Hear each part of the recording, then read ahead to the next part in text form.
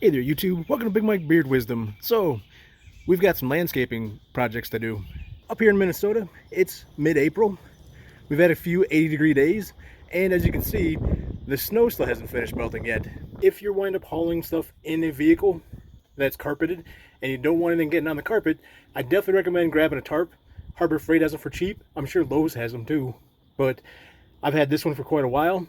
Before I headed out, I just threw this down real fast. You can kind of see some of that mulch bags were leaking a bit. And because I went the brown color, I can only imagine like if I'd gone black, it would match the carpets.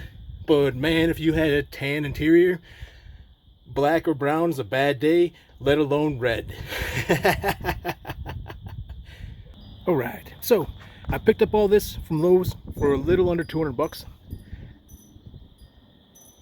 And this is essentially going to be what I need in order to do some raised beds, some like container bag garden stuff. So I haven't quite figured out what we're growing in the container bags or the raised beds, but at least we can kind of get it set up. And it's one of those things where even at the store, these were still a little frozen, so those are kind of sitting out by themselves in the sun. I picked up 6 bags of the garden soil, 3 bags of the raised bed soil, so that'll equal out when you add all of it together.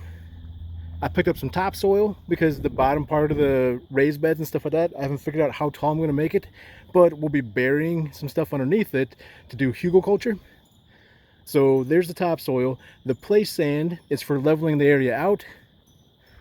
We got some straw mulch to kind of put on top of both of the bags as well as the raised beds. And then I've got quite a good bit of mulch here. Now mulch is kind of a pain in the butt, so essentially even though I got 2 cubic feet, the bag's size more or less covers your coverage area. So this will be a path between the 2 beds, and then I'll be using some Stay Green level 2 landscape fabric. I don't know how well it works, but this is a great opportunity to do a review on it. It says it's got a 15-year guarantee, so we'll find out. Then vegetable wise, we're kind of thinking potatoes.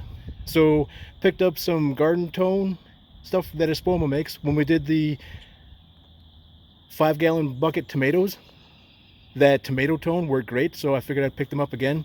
And then with potatoes, you really want a high middle number to really promote like the good root growth and stuff. So hopefully that winds up working out.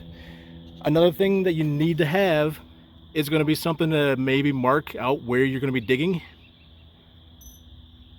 because you really don't want to be hitting anything you don't want to hit. And then lastly, I also picked up landscape pins.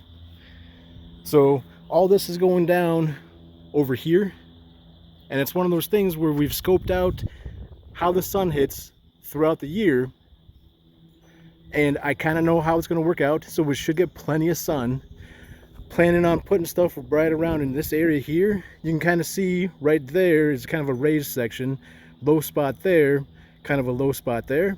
So what will end up happening is that I want to be on kind of like this side of that taller section for the actual raised beds, but we're also removing these tree stumps, and then by pulling the tree stumps out, those will also go on the bottom of the raised beds to kind of help with that hugelkultur stuff.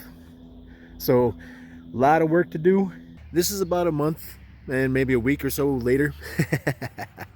So you can definitely see the initial plans changed a little bit, but it was one of those things where everything kind of came out pretty good.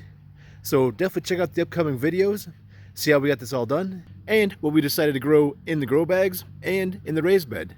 So hope you guys enjoyed the video. Feel free to like and subscribe, and I'll check you next time.